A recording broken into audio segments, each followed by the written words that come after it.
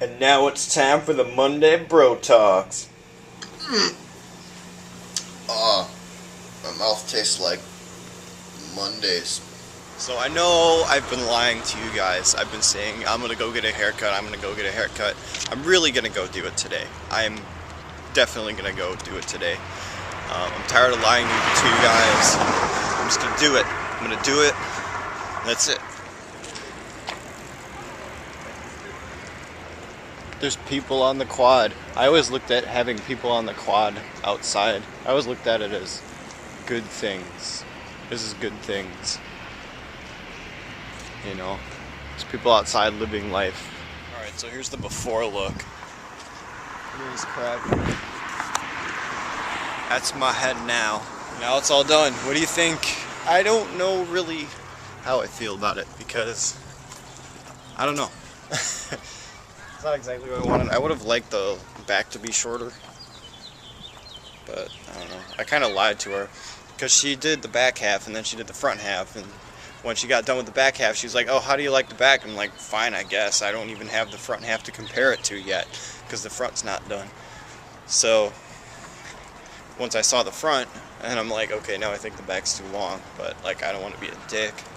I know she wants to get out of here, so whatever. It's not like I really care about the way I look. I mean, you know, look at me. I go through 2 sweatshirts. Alright, there's 2 reasons why I love this spot. One, it's like secret, special, awesome, and there's nobody up here. Sweet view. And the other reason is because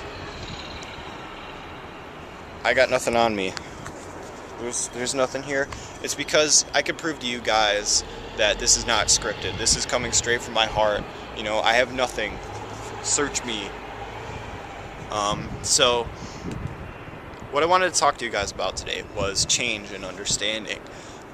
Because I was talking to the same couple that sparked the idea for my first Monday video, and I really admire their ability to understand each other. And it's really cool because you can always tell the successful relationships by when one person in the relationship picks up something that the other does, or like learns something from the other person. In high school, there was a couple that I knew, and the guy was really into ultimate frisbee, and by the end of the semester you would see the girl outside running across the field, throwing the frisbee around too and playing the game. And I just thought that was so cool. You know, even though she was a complete girly girl and she wasn't any good at it, I thought that was really cool. And you know, my best friend and his girlfriend, my best friend has been doing taekwondo for a while, and now his girlfriend's into it too, which I think is just totally awesome. I'm not saying that the learning should always be the girl learning from the guy, but I think it's really cool, you know, either way. And I just kind of learned, like, there have been quite a few girls that I've dealt with that I've been interested in until I realized that they would warn me about character flaws that they had, but they wouldn't make any effort to really change them. They wouldn't make an effort to adapt or, you know, try to become better people. You know, like, they just think that that's their character and everybody else should deal with it. And that to me is selfish, because people to me are a lot like corporations. Nobody likes the ones that deal with everybody the same exact way, because there's no understanding that can be reached. And if there's no understanding that can be reached, it's not successful. You know, you've been frustrated at some point in your life, you know, calling up the phone company or the car company or the insurance company about your bill or whatever, having some complaint or another, and being frustrated because you would get the response from the other person on the other line, at the other end of the line. You'd get a response from the other person saying, "Oh, well, that's our policy." Fuck that. Don't do that. Don't be like that. Don't be somebody who just goes by a certain policy and treats everybody the same way. You should adapt to what everybody else wants. To a small extent, I'm not saying that you should completely change your personality to suit somebody else, but you should at least empathize. You know, put yourself in their shoes, try to understand where they're coming from, and adapt to it, you know. It can be as mundane as, you know, okay, your girlfriend likes listening to NSYNC a lot and you can't stand them, and you put up with it, you know. It can be as mundane as that, or it can be, you know, something a lot more complex that I can't even think about. So I guess my lesson for today, in short, is don't be a static character. Change little bits of yourself, because you know that you're not a perfect person, and learn things from other people, and be open-minded, because that's the only way you'll ever have a successful relationship. And it's just so sad, because I feel like the majority of people don't even understand this. They think that they're going to, you know, live their life with their character and never change, and it's really sad. I always embrace change, you know, unless it's like my toilet overflowing, you know, that's bad change. But, you know, changing yourself the best you can is what you need to do. And it's actually necessary to have a successful relationship.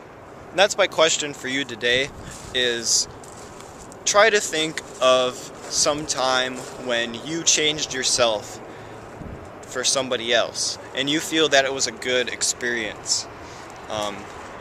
It could be something as simple as broadening your horizons, like you have an Indian friend, so you went and tried Indian food, and, you know, you changed your repertoire of food that you've eaten.